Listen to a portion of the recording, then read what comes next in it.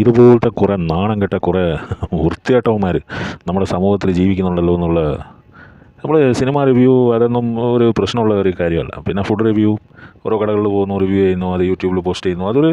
ഒരു ഹെൽത്തി ആയിട്ട് ചെയ്യുമ്പോൾ അതൊരു നല്ല വിഷയം, നല്ല ഒരു കാര്യമാണ്. അല്ലാതെ ഈ റീച്ചിന് വേണ്ടി മാത്രം കുറേ ഈ മറ്റേ ഊമ്പിയ പരിപാടി കാണിക്കുന്ന ഈ മൃണാൾ പോലത്തെ ഊളകളുണ്ടല്ലോ.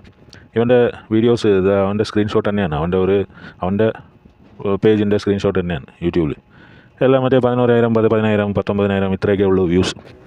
അപ്പോൾ ഇതെങ്ങനെയും ഒന്ന് മാറ്റി പിടിക്കണമല്ലോ. അതിന് വേണ്ടിയിട്ട് ഇന്നലെ പോയിട്ട് കൊടകിൽ ഒരു റെസ്റ്റോറൻറ്റിൽ പോയിട്ട് പന്നി കഴിക്കുന്ന പോലെ കുറേ ആക്ഷനൊക്കെ കാണിച്ചിട്ട്, ബാക്കി 2 പേരുണ്ട്, ആ 2 പേർക്ക് വേണ്ടി ചിക്കനും മറ്റേ എന്തോ വണ്ടിയൊക്കെ ഓർഡർ ചെയ്തു. അപ്പോഴേക്കും ആ ഓണർ വന്ന് തല്ലി പുറത്താക്കി ഇയാളെ. ആ ഓണർക്ക് ശരിക്കും ഹെൽപ്പ് വേണം എന്നൊക്കെ പറഞ്ഞുകൊണ്ട് ഇവൻ്റെ വീഡിയോയിൽ. പിന്നെ ഇവൻ വേറെ ഏതോ സ്ഥലത്ത് പോയി കഴിക്കുന്നുണ്ട്. എടാ, സ്വന്തമായിട്ട് റെസ്റ്റോറൻ്റ് ഉണ്ട്. ഈ യൂട്യൂബിൽ നിന്നും അവിടെ നിന്ന് കിട്ടിയ ഈ പ്രശസ്തിയും ഈ മറ്റേ കാശും കൊണ്ടുണ്ടാക്കി തന്നെയാണ് ഈ സ്വന്തമായിട്ടുള്ള റെസ്റ്റോറൻറ്റ്. അല്ലാതെ ഇവൻ മറ്റേ ജനിച്ച് വീണപ്പോഴേ റെസ്റ്റോറൻറ്റും കൊണ്ട് വന്ന ഒരു തെറിയാണ് വരുന്നത് വായിൽ.